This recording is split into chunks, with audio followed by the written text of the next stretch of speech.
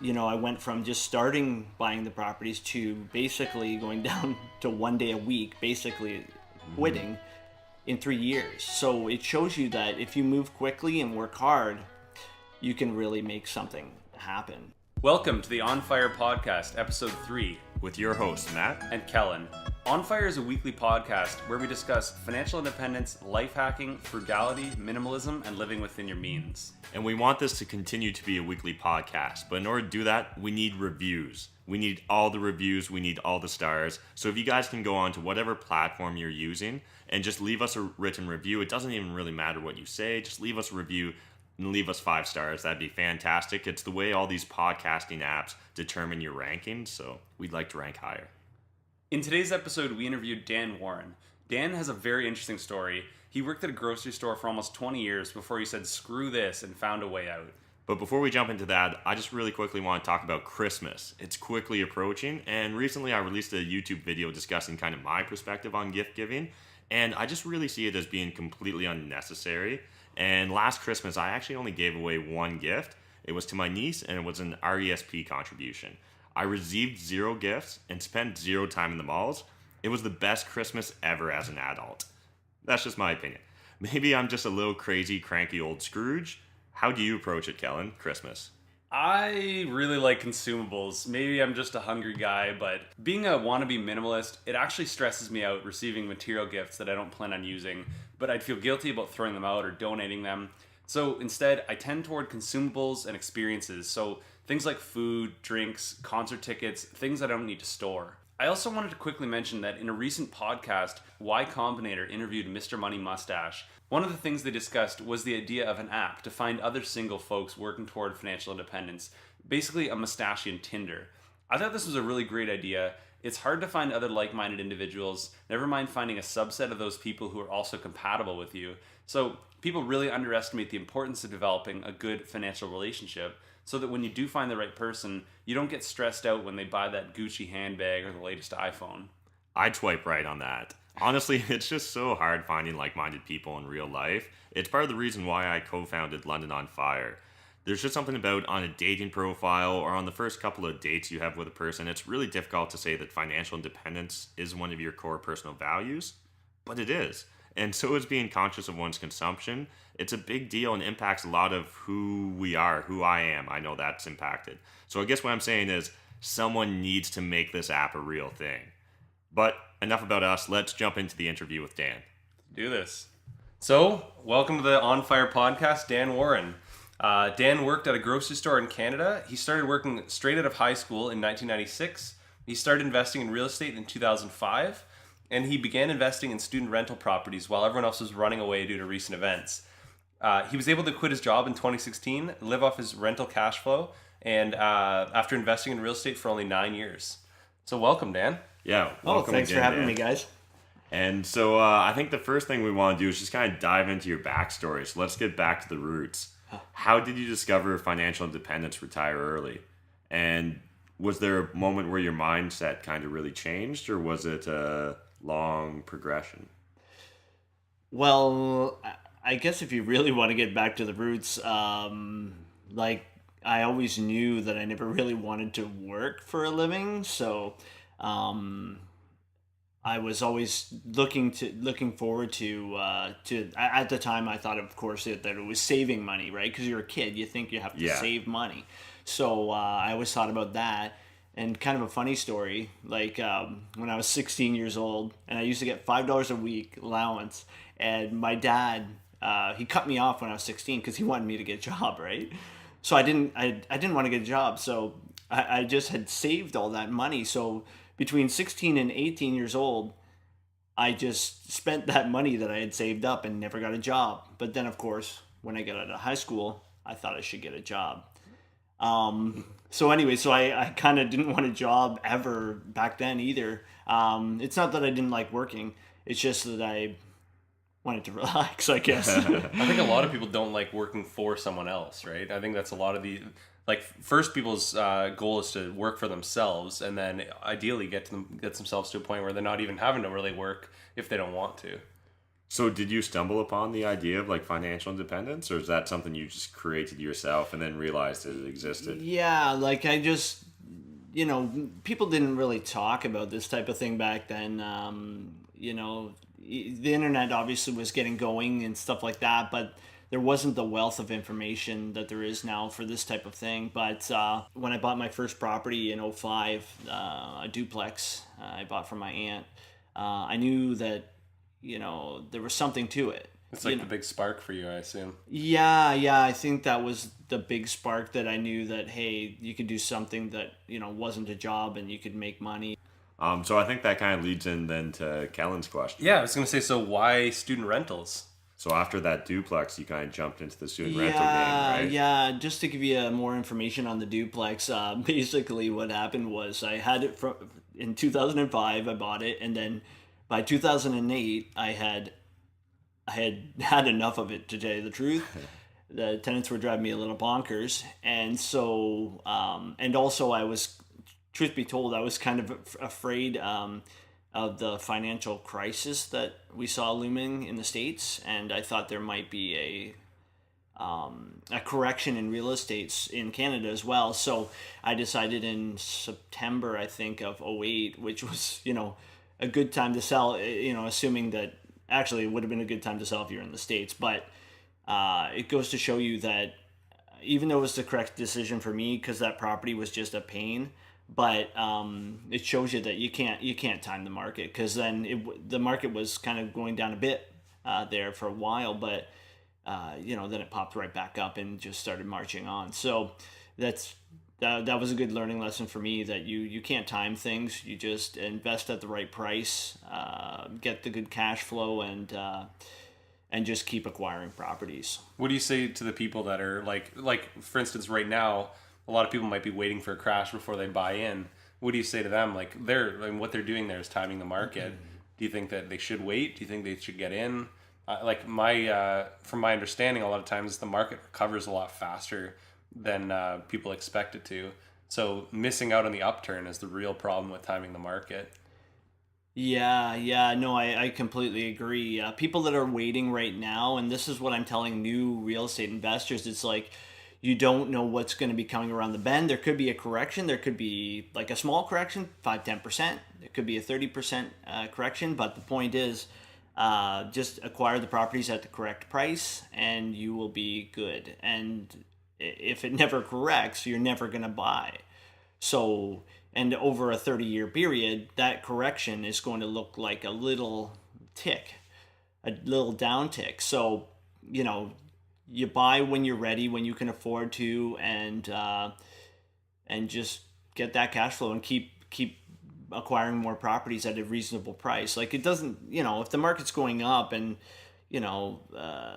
you don't want to be paying up too much. You want to make sure that fundamentally you're buying correctly, because then you will never have a problem. But yeah, so yeah, timing the market is, I learned myself, and you just can't do it. Yeah. So you've mentioned cash flow a few times. Is cash flow what kind of drew you towards student rentals, or why student rentals? Yeah. So actually, it's kind of a funny story. I never really looked at student rentals until there was this place, actually by the university, not by the college where I invest now, and it was awesome. It was a duplex, a legal duplex, which was strange that it had. The back unit had 6 bedrooms and the front unit had 3 bedrooms. So it was 9 bedrooms. Wow. And they were asking $199,000 for this thing. That was in 2012. Oh, wow. I missed out on it. I put in an offer. I forget what my offer was. I think it was $206. And I think the guy got it for like $210 or something like that. And so when I saw that, because that was huge money. You can get $450, $500 a bedroom there. That's huge cash flow. So yeah, when I missed out on that one, I kind of started thinking about student rentals, because that was closer to the university. I'd never thought about student rentals. Had always been afraid of it. So I never bothered. But when I saw how much money you could make just at that one specific property, then I started looking on the MLS to see what else was out there in student properties, and I happened to stumble upon the area, this kind of 4 streets that are a little subdivision right beside Fanshawe College there. And when I saw the pricing, because of the recent at the time in the March St. Patrick's Day 2012. I bought actually on Fleming Circle. We went firm 2 weeks before that riot. We lost. We probably lost 10% just because of that riot. Right. In the short term. Yeah. Yeah, and now it's recovered. Yeah, it's looking quite nice now.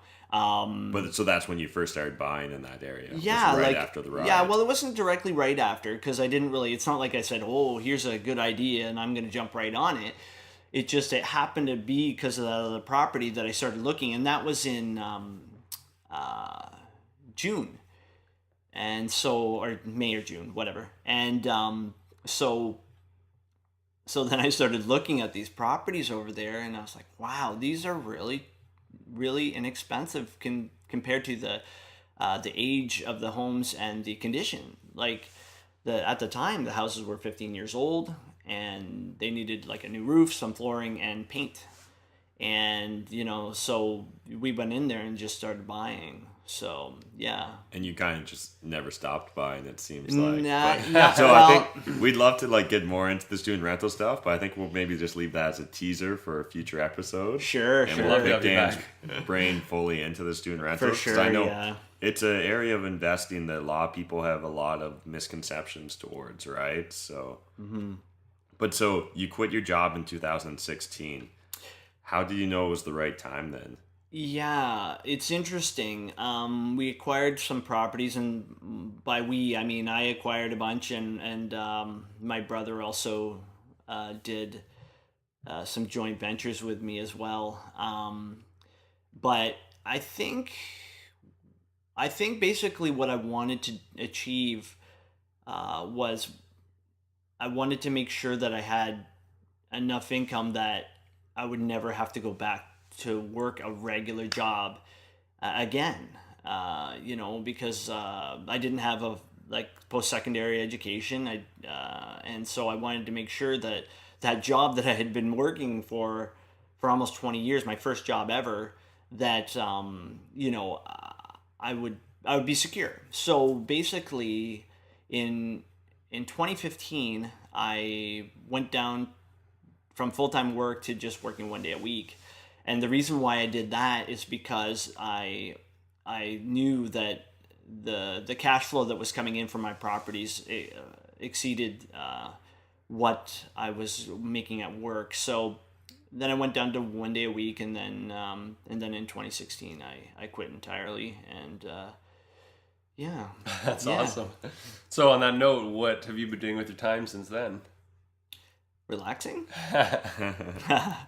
Yeah, like that especially. Yeah, it actually was a very short turnaround. Like, basically I went from just living in a duplex in 2011, and then in 2012 when I started buying the student properties, I went in 3 years. I went from just starting buying the properties to basically going down to 1 day a week, basically quitting in 3 years. So it shows you that if you move quickly and work hard, you can really make something happen. And so did you have a plan from the beginning, or did it just keep evolving with each property? Like, did you set out in 2012 and you're like, I'm going to buy X number of properties, and then I know I will be there? Yeah, like, I didn't set out to quit my job, although I always wanted that. Like, I won't say that I said, oh, I'm going to get this number of properties and I'm going to quit. It was more like it evolved. Like, we did buy a few in the first year, so it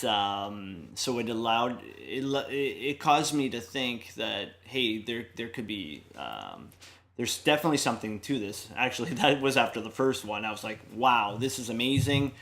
I can't believe how great the students are, and the cash flow is good. So then I started buying a few more, and then I think probably after I bought the third one, I think I I started saying, wow, I can eventually quit my job. So what does your life look like now? Like, I'm sure for a while it was a lot of get the financing on these properties, close on them, manage contractors, that kind of thing. Now that you've kind of quit your job, and I mean, I assume you've gotten your real estate to a point where like it doesn't take up as much of your time as it may have before. Yeah. So what is are you chasing any new passions or anything like that now that you have maybe more free time? Yeah, it's interesting because you're right. You go from working 40 hours a week plus probably working at least another 40 at your rental properties to down to doing right now I'm probably doing less than 5 hours a week of work. And just round that down to 4. Oh, sorry. Yeah. Excuse me. 4-hour work week, I should say. Yeah, I don't think I've ever read that book, but yeah. So what do things look like now? Yeah, it's pretty relaxed. I'm just kind of like seeing what's going to happen next. I'm just involving myself in like the fire meetups and doing some other like side projects, some animal rights stuff. I do, some hiking, stuff like that. Nice. Keep myself busy, and yeah, it's not too bad. So I'm not incredibly busy, but I'm being productive. How is it? How have you found that, like, the community here in London? Have you, like, is that something that you had before, or is this something pretty new to like have that? Be surrounded by people who have a similar mindset to yourself. Yeah, that's new. Like when I first started going to the fire meetups, I think it was like maybe January of this year, 2017. Yeah, like I have a few people in my life that are into either investing or something like that, but not to the extent of the fire people, like the fire people. That sounds funny, but I think a lot of people feel somewhat isolated in their pursuits until very much they get surrounded by people like that who are moving in the same direction, and they start feeling a little bit less crazy. They start developing friendships with these people, and for myself, it made life a whole lot better. Yeah, no, I agree. Like I'm sitting here talking to you guys, and because of the fire meetup, and like you said, you meet great people. Like I just put a Facebook a post out today, just asking people if they want to, any of my non-fire friends, if they want to join the fire meetup, because it's just been so beneficial. So thank you guys for creating it, and that's what we want to do, spread the word. Yeah, so we want to bring these people out from the woodwork. There's enough people who I've met, even at our most recent meetup, somebody came out that had been doing this for years. She was doing Airbnbs here in London, and like there weren't a lot of people around her that were like cheering her on. And how many, like, a lot of people might think it's strange to live in the smaller unit of your building and then rent out the other parts, or Airbnb out the other parts. But a lot of us would be like that's awesome. Yeah. Do more of that. Like, it's like maybe their friends and family might not react the same way. Yeah, no, you're 100% right. It's funny. Just going back to what you were saying, talking about the latest meetup, I was talking to a new member, and I was saying to her, because she was talking about, eventually wanting to buy a house. And I immediately, of course, going back to what you were saying, that I immediately said to her, okay, you want to buy a multi-unit building, and you want to live in one, and you want to rent the others. And I said, it doesn't necessarily mean you have to be an expert in real estate, or you have to like make that your career, because you might have other aspirations in your life, or other business aspirations as well. But it's a good way to get your feet wet and just to try it out, and also just live for free, right? So yeah, it's not a coincidence that myself, yourself, Matt, and Michael Rosehart are all living in multifamily properties. Yeah. And a multitude of our other friends are doing the same thing, because your most expensive monthly expenses, your mortgage or your rent, and to be able to live for free, I mean, yeah, you can retire that much sooner, or you can be financially independent that much sooner. Yeah, I have to agree. What am I going to say about that, right? And so I think that segues really well into another section, a recurring section we have here, which is called Spreadsheet Junkies. And so the idea behind that is we just kind of want to know, are you a net worth tracker, or more of like a budgeter, or tracking your expenses, or do do you just fly by the seat of your pants? Okay, this is an interesting point. Because I know a lot of the fire people are very into budgeting and especially because they want to retire so early in their careers that they're really strict. And it's funny because I never really thought about things that way. Like I remember when I bought my first house, I did a rough estimate. Like I'm like, okay, my mortgage is going to be this much and utilities are going to be this much, my car payment, blah, blah. Well, not my car payment, excuse me. I didn't pay cash for my car, but yeah, just my insurance and whatever. And so just a basic like back of the napkin, kind of calculation. And that's the kind of the way I look at budgeting for myself. I kind of have like this like radar for budgeting when I know I'm getting a little off budget, so I just kind of mentally keep track of that. But I've never been one to, other than my rental properties, clearly I keep those, the expenses on those, I track them. But yeah, so it's more of a just being reasonable. Like I've always just been reasonable with my expenses, try not to spend too much on consumables like everybody else does, that type of thing. So we talked about how, you came out of high school and started doing rental properties, or what was the story there? And I guess, what are your thoughts on post-secondary education? Do you think it's necessary? Do you think it's beneficial? Do you think there's one answer for everybody? Well, that's the beauty of life. Everybody's different. Every situation is different. So like blanket statements, that's the worst thing about when people give advice. It's like no advice is for everyone. And I know from myself, like I came out of high school, and then of course, actually the truth is I went into post-secondary school actually at the college that I now run a bunch of rental properties at, and I dropped out after like 6 weeks. Yeah. Chemistry is not my friend. I was taking environmental technology there, and it was a hard program for me. The sciences and the math is very difficult for me. So I just decided, well, that's not for me, and I'm just going to start working. And I just started banking money and started investing in mutual funds, stocks, this type of thing, and then got myself going that way. Yeah, awesome. But excuse me, sorry, I should say.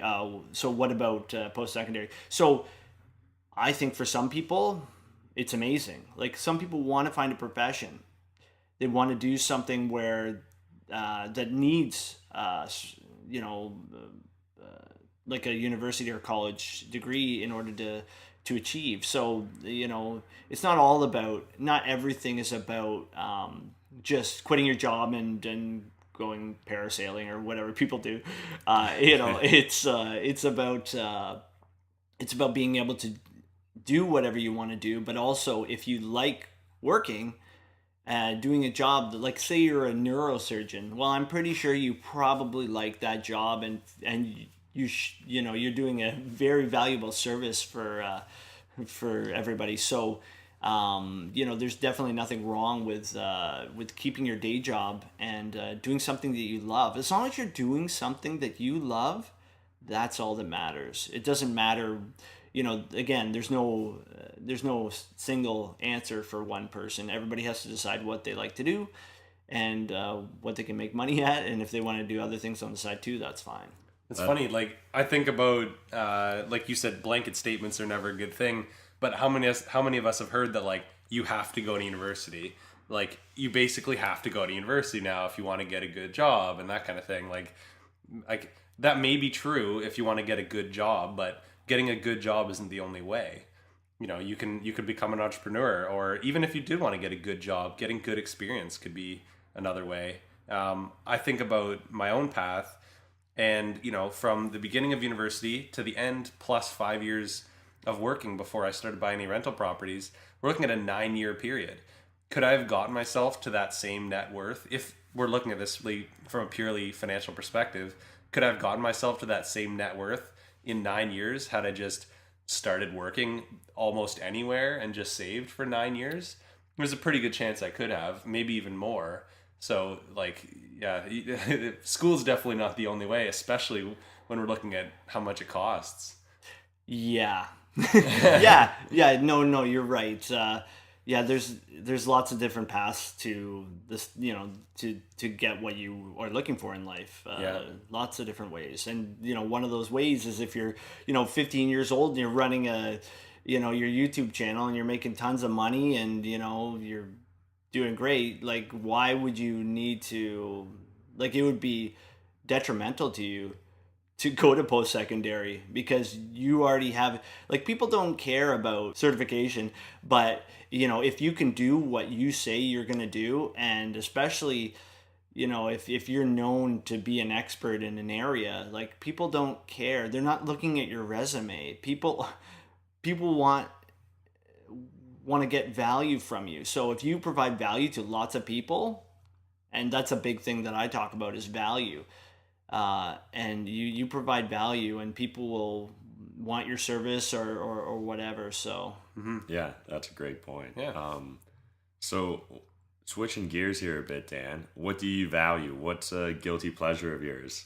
Where do you splurge? Where do I splurge? I don't know. I like to eat out a lot. So I guess I splurge there because they always say that's blasphemy in the fire community. Yeah, well, it is, and it can be. And it definitely was for me before. Like, I would never do that before. It was very it wasn't very often that I would eat out, and again with clothing purchases and stuff like that, all these consumables, they consume your bank account, right? So.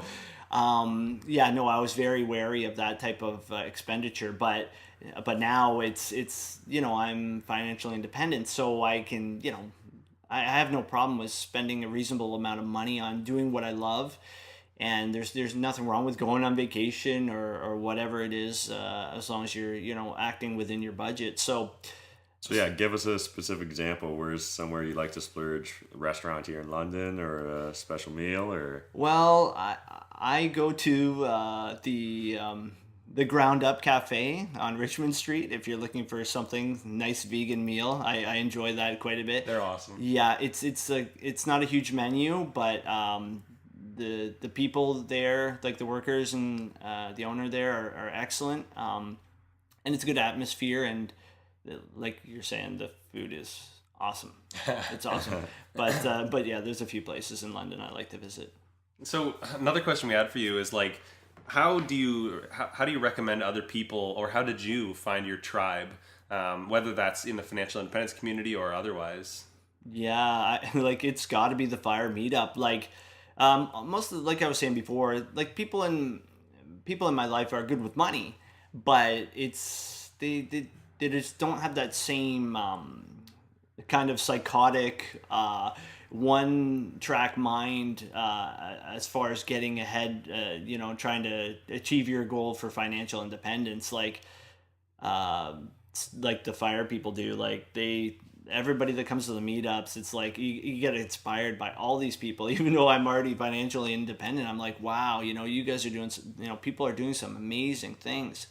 I think we're lucky to have this. I mean, we started it, but we're also really lucky to be a part of it. And for anyone that isn't in London, for anyone that is in London, definitely come out. But otherwise, start up your own, or search on meetups.com or Facebook groups, and try and find on Bigger Pockets. See if you can find meetup groups in your own town. I know it changed my life. I know there's a lot of other people that say the same thing. So for anyone that's finding your own group, finding your tribe is just so powerful. You're the average of the 5 people you spend the most time with. It's just I feel like that's just a fact. But so talking about our tribe, our London on Fire tribe, Nathan Betts asked on our London on Fire Facebook group, what other assets or vehicles are people using to build wealth other than real estate rentals or ETFs? Hard money lending, ?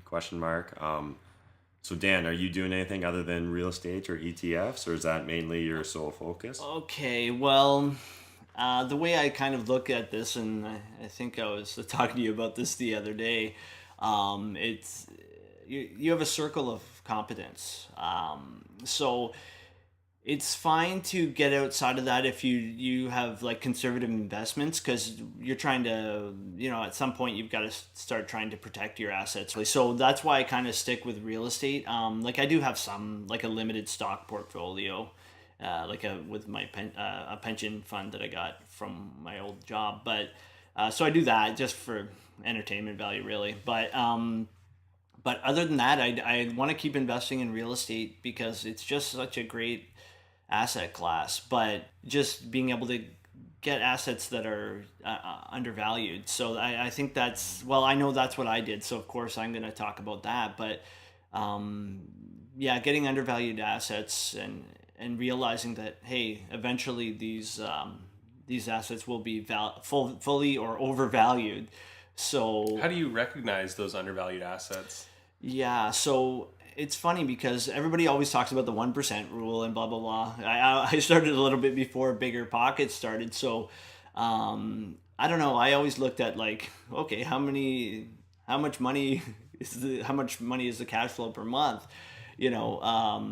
So I think about that, like as far as real estate is concerned. But I guess you have to compare like assets. So if you've got, like, for instance, in my line of work, it's kind of easy. A good way to think about it is, okay, so you've got the university, Western University, and then you've got the Fanshawe College in London. And you can compare those two, just like I compare them personally by how much the house costs per bedroom. So if you compare those per bedroom prices between the college and the university, and then you compare the cash flow per bed, you could compare the cash flow per bedroom as well. And that's how I kind of compare like the type of asset that I buy. But then of course, you're gonna, like, if you have multifamily, you're gonna compare those, or stocks, bonds, whatever it is. So generally, whatever's cash flowing higher is kind of what you'd prefer to invest in, right? Yeah. If it's cash flowing more than somewhere else, then maybe it's a little bit undervalued. Maybe, in the coming years it'll go up. I mean, that's what you ended up seeing. Yeah, like it's not the only criteria, but it's a beginning, just to see, hey, is this even worth it? Yeah. And then you delve deeper into, like, obviously you're gonna want a good location, but anywhere near a university is going to be great.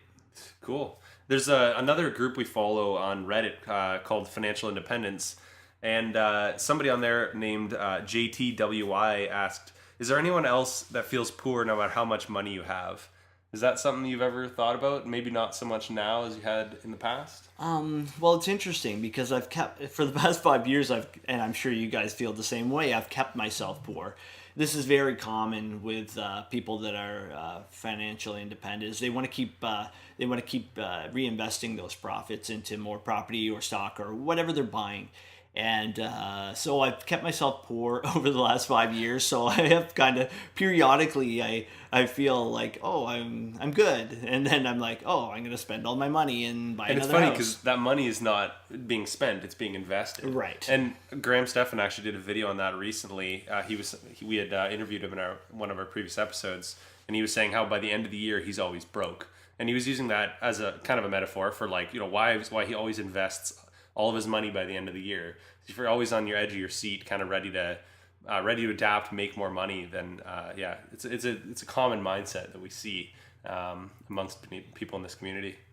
Yeah, no, I thought I did see that video actually, and I thought it was very good. And he did preface it by saying, like, you need other funds that are going to secure you if there's ever, like, how people say the roof leaks or whatever. Yeah. So emergencies. Yeah, emergencies. So he, the way he did that, when he talked about that, it made sense. It makes sense to keep investing, but now I want to get to the point where it's like, have a little extra money, even more than that on the side, just to,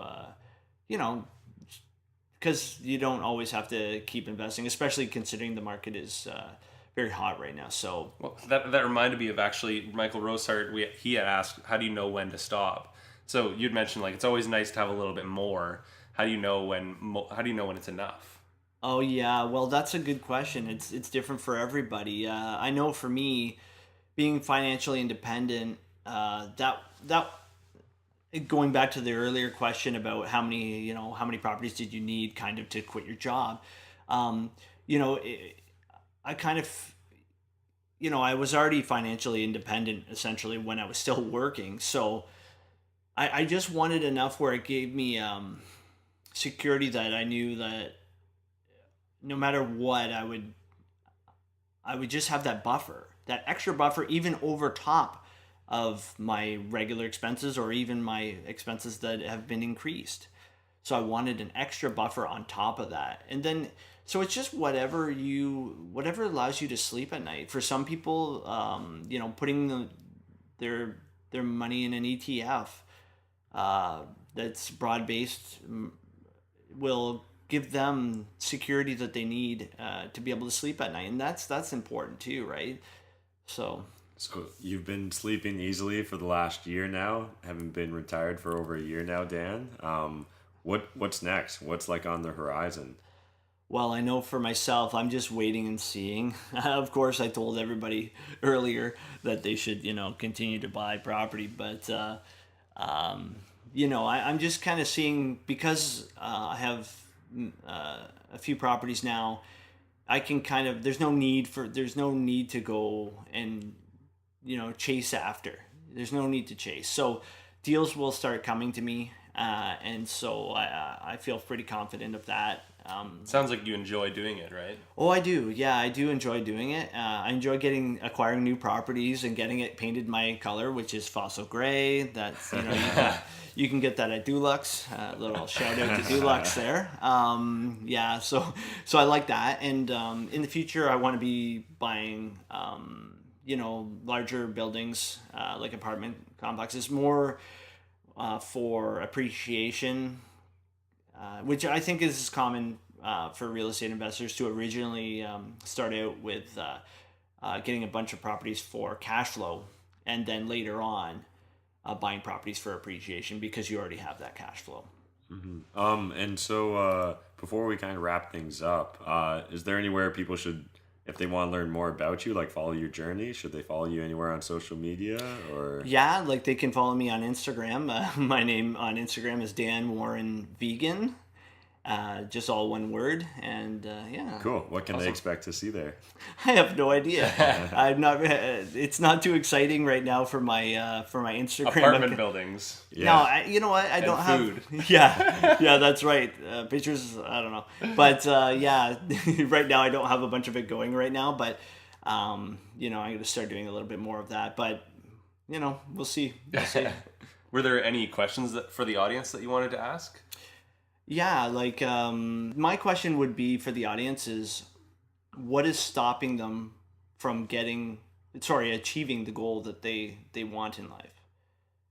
That's interesting. Yeah. Matt always talks about the value of reverse engineering. So I think identifying your goal, identifying what your roadblocks are and what steps you need to do to get over them or past them. It's smart. It's something that we all talk about in theory, but don't sit down and whiteboard out enough, I think. Yeah, so let us know on our Facebook page. We'll have a question there. Dan's question will be there, and we look forward to seeing your answers. And otherwise, thank you, Dan, so much for joining us on this podcast. Thanks a lot, Dan. This was awesome. Thank you, guys. I enjoyed it. Thank you. That was great. I hope you guys got value from it. It was great hearing about Dan's views on market timing. I completely agree with his perspective. Yeah, I really liked hearing about how he's spending his time now that he's financially independent. We're not necessarily going to be able to get a lot of people in that stage, so it's really awesome to hear what people are up to. The question we're all going to hear often is, what do you do with your time? So it was great to hear how he's spending more time with friends and family and focusing on causes that are important to him. And a cause that's important to me, a cause that's important to us, is getting us more followers. So check us out on London on Fire's Facebook group. We're also on meetup.com, and you can find our website onfirepodcast.ca. And make sure to tune in to our next episode where we interview Peter Klosko, and he's just at the beginning of his financial journey. Thanks for listening. This is Matt. And Kellen, signing off. And until the next episode, remember, being normal, buying stuff doesn't make you happy, and always remember what Anna Lapp said. Every time you spend money, you're casting a vote for the kind of world you want.